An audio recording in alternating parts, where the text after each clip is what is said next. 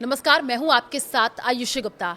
इस दिवाली केंद्रीय कर्मचारियों और पेंशनर्स के लिए खास होने वाली है क्योंकि मोदी सरकार दो बड़ी खुशखबरी दे सकती है जिससे उनकी सैलरी और पेंशन में भारी बढ़ोतरी हो सकती है। सबसे पहला, महंगाई भत्ता यानी डीए में बढ़ोतरी होने की उम्मीद है और दूसरा, 8वें वेतन आयोग 8 पे कमीशन की दिशा में कदम बढ़ाया जा सकता है। अगर ये दोनों फैसले होते हैं तो लाखों कर्मचारियों और पेंशनर्स की सैलरी और पेंशन में सीधा फायदा होगा।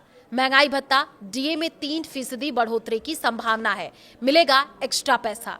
महंगाई की भरपाई के लिए सरकार अपने कर्मचारियों को महंगाई भत्ता यानी डीए देती है। हर 6 महीने में इसमें बदलाव होता है। पिछले बार मार्च 2025 में डीए में 2% का इजाफा हुआ था, जो 53% से 55% हो गया था। अब खबर इस बार डीए में 3% की और बढ़ोतरी की हो सकती है, यानी 1.2 करोड़ से ज्यादा केंद्रीय कर्मचारियों और पेंशनर्स को फायदा होगा। मीडिया रिपोर्ट्स के मुताबिक अगले महीने महंगाई भत्ता में 3% की बढ़ोतरी की संभावना है।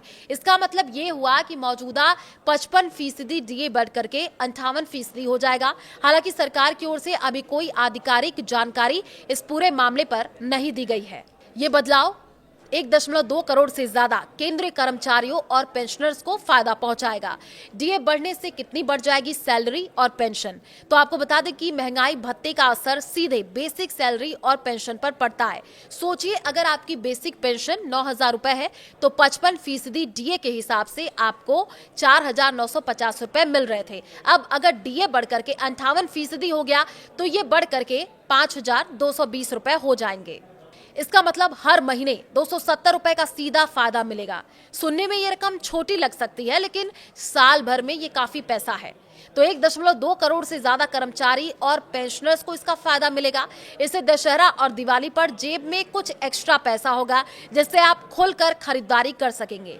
8वां वेतन आयोग 8 पे कमीशन पर अपडेट आई है। सरकार ने 16 जनवरी 2025 को 8वें वेतन आयोग के गठन की घोषणा की थी। सूत्रों के मुताबिक दिवाली से पहले इसका टर्म्स ऑफ रेफरेंस तय हो सकते हैं और आयोग का गठन पर मुहर लग सकती है। इस कमीशन का काम ये तय करना होता है कि आने वाले सालों में सरकारी कर्मचारियों की सैलरी, भत्ते और पेंशन कितनी होनी चाहिए। माना यह जा रहा है कि आयोग में 6 सदस्य होंगे। वेतन आयोग को रिपोर्ट देने के लिए आमतौर पर 15 से 18 महीने का समय लगता है। इस बार कोशिश है कि इसे 8 महीने में ही पूरा कर लिया जाए, ताकि 1 जनवरी 2026 से नई सैलरी और पेंशन लागू हो सके। अगर ऐसा हुआ तो सभी कर्मचारियों और पेंशनर्स की सैलरी में एक बड़ा उछाल देखने को मिलेगा।